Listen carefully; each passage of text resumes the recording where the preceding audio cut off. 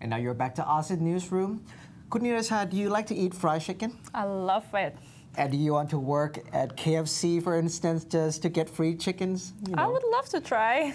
Well, think again, because yesterday KFC was accused of the alleged unfair employment.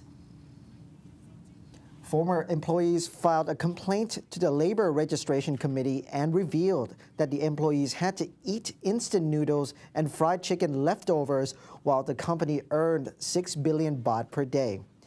Meanwhile, Yum Restaurants International, Thailand Company Limited issued a statement emphasizing that Yum's senior team engaged with almost 100% of the employees directly and personally as per the principles of a pro-employee approach. กฤษ สวง อรานันท์ ศิวพร สมจิต and อภันตรี เจริญโชค claimed to be let go by the KFC subsidiary firm because they gathered 260 workers' signatures to propose a 10-point demand including salary hike, bonus, additional welfare, and one free meal per day. The former managers supervising 33 KFC branches with 900 workers in Bangkok, Samut Prakan, and Pathum Thani claimed the workers were unfairly treated, including 27 baht per hour or 5,200 baht per month wage. The employer thought they incited workers against them, so the group was forced to resign. Apantri said the company had lawyers talk to them on May 3rd and then announced unofficially the company would hike the salary by 4% from June 4 on and establish a social security fund for workers from January 1st, 2012.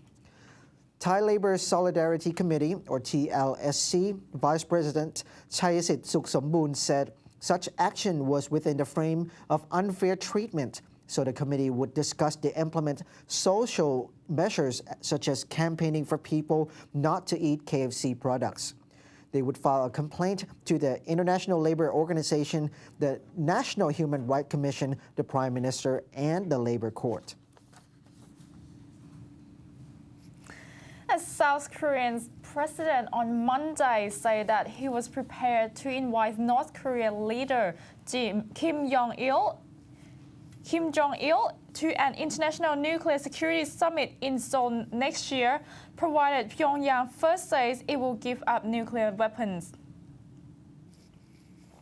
President Lee Myung-bak described his offer to an invitation to the previously planned summit as a very good opportunity for North Korea.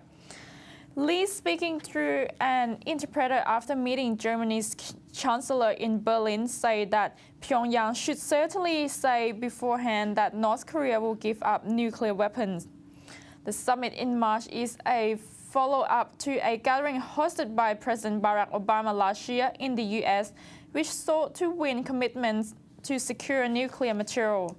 5 nations, China, the US, Japan, South Korea, and Russia, had been negotiating since 2003 to persuade North Korea to dismantle its nuclear weapons program in exchange for aid and concessions. Pyongyang pulled out of the talks about 2 years ago after visiting North Korea last month. Former US President Jimmy Carter said Kim wanted direct talks with South Korea's Lee. A summit would be a major step towards smoothing over animosity fueled by last year's sinking of a South Korean warship blamed on Pyongyang and an artillery attack on a South Korean island. China's first home of Hello Kitty to be formally launched on Sunday in Anji, Chinese Xinjiang province. It is another international comprehensive resort district in Yangtze River Delta after Shanghai's Disney project. Simultaneously, it's the first time for Japan's Hello Kitty project to settle overseas. There is a kitten without a mouth, but has a round cheek and a bow knot pricked on its left ear and a little tail. It is called Hello Kitty, a brand of Japan's Sanrio, which was born in 1974, and it is now 37 years old. It's the first time for her to be settled overseas. The cities in Yangtze River Delta are developing very fast with a strong economic foundation to meet the needs to keep pace with their consuming ability, said Liu Junrong, a border chairman of Shanghai's Yinrun Holding Group.